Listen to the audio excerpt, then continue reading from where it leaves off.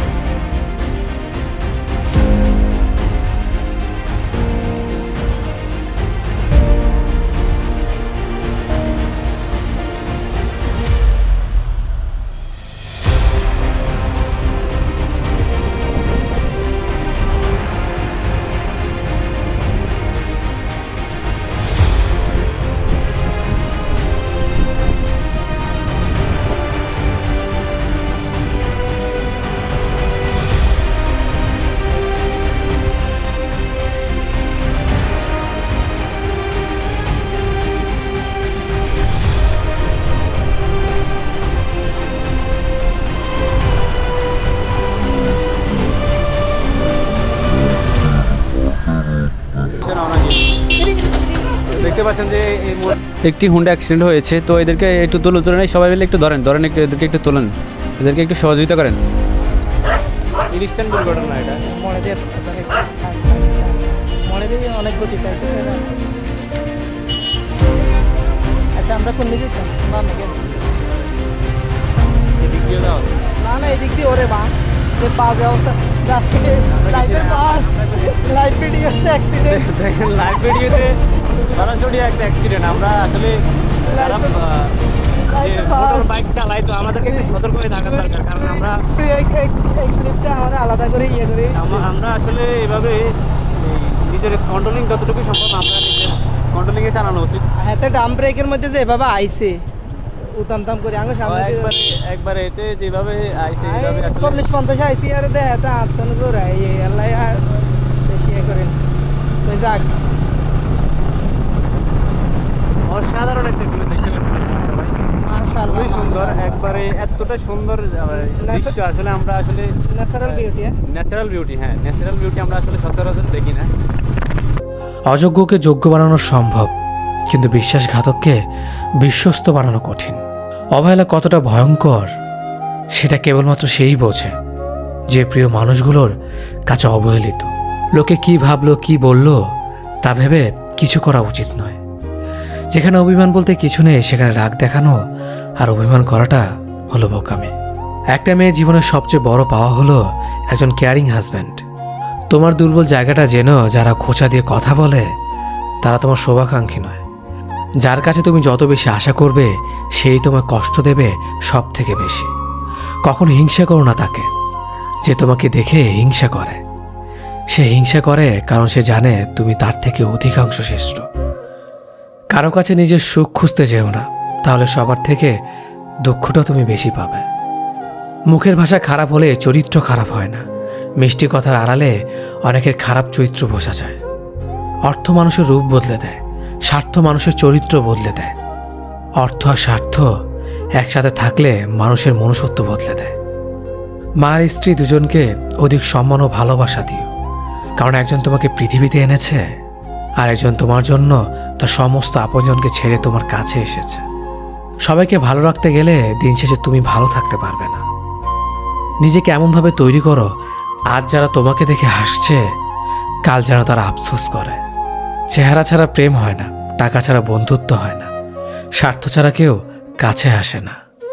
যে পুরুষ এক নারীতে সন্তুষ্ট নয় সে পুরুষ কোনো নারীতেই সুখ খুঁজে পাবে না। যে নারী টাকার জন্য তার ভালোবাসাকে ছেড়ে দেয় সে নারী কোনোদিন শান্তি পাবে না। মাঝে মাঝে কিছু সময় আসে আঘাত ছাড়াও ব্যথা পেতে হয়। এই ব্যথার কোনো ওষুধ হয় না, শুধু নীরবে একা একা কাঁদতে হয়। কাউকে একবার মন থেকে ভালোবেসে দেখো, তাকে ছাড়া বেঁচে থাকাটা মৃত্যুর চেয়েও বেশি কঠিন মনে হবে। তাকে গুরুত্ব দাও, ছেড়ে দাও যার কাছ থেকে বারবার অসম্মান প্রাপ্ত হও। অতিরিক্ত রাগ মানুষের রাগ বাড়িয়ে দেয়। যে মানুষটার মুখে সবসময় হাসি লেগে থাকতো সে মানুষটার কথায় কথায় রাগ দেখায়। কিছুদিন চুপ করে থাকো, প্রিয় মানুষগুলো বদলাতে বেশি দিন সময় লাগে না। ঝগড়ার পর যে প্রথমে কথা বলে সে নির্লজ্জ নয়, তার কাছে সম্পর্কটার মূল্য অনেক বেশি। জীবনের প্রতিটি পা সাবধানে ফেলো, কারণ বহু মানুষ অপেক্ষা করে আছে শুধু তোমার একটা ভুল ধরার জন্য। কেউ ব্যস্ত থাকার জন্য সবকিছু ভুলে যায়, আবার কেউ সবকিছু ভোলার জন্য নিজেকে ব্যস্ত রাখে। নিজের যত্ন নিও, অন্যকে খুশি করার জন্য নিজেকে ভুলে যেও না, কারণ তুমি অনেক বেশি গুরুত্বপূর্ণ। ভালোবাসা বড়ই অদ্ভুত, অল্প সময়ে যতটুকু সুখ দেয় পরবর্তীতে সব আনন্দ কেড়ে নেয়। জীবনের অর্ধেকটা সময় মেনে নিতে আর মানিয়ে নিতে কেটে যায়। নিজের মন খারাপ নিজেকে ভালো করতে হবে, কারণ তোমার তুমি ছাড়া আর কেউ নেই। অপরাধ না করেও যখন অপরাধী হয়ে যাবে তখন চুপ থাকাটাই সব থেকে ভালো, কারণ চিৎকার করে কখনো নির্দোষ প্রমাণ করা যায় না।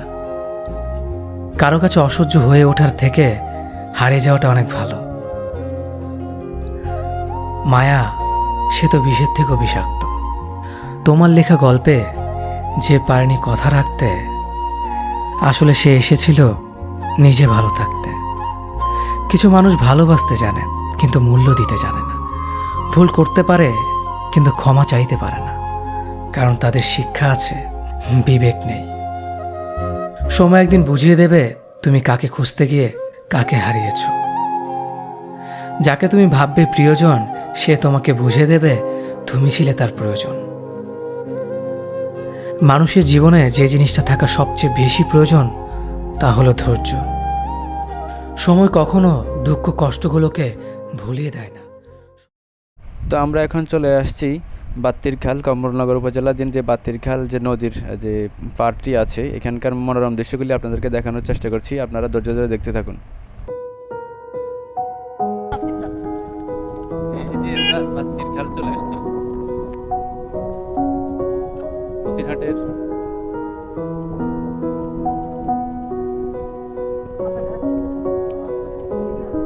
নদীতে আজকে প্রচুর পরিমাণে বাতাস আছে এবং নদীতে প্রচুর পরিমাণে পানি, আর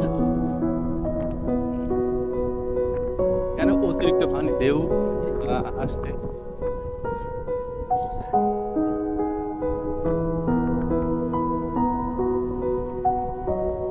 প্রচুর পরিমাণে বাতাস আছে এখানে।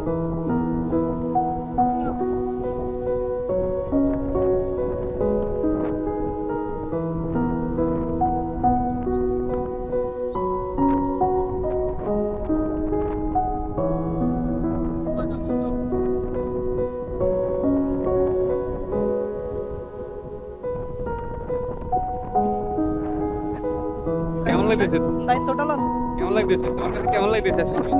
অস্থির। সেই ওই পিছুরটাতে আপনি এতে ঢুকছি আরজু বন্ধু, কিরকম লাগতেছে? লালস অসাধারণ, খুবই ভালো লাগতেছে। যেহেতু আমরা ফ্রেন্ড সার্কেল সবাই আজকে ঘুরতে আসছি এখানে,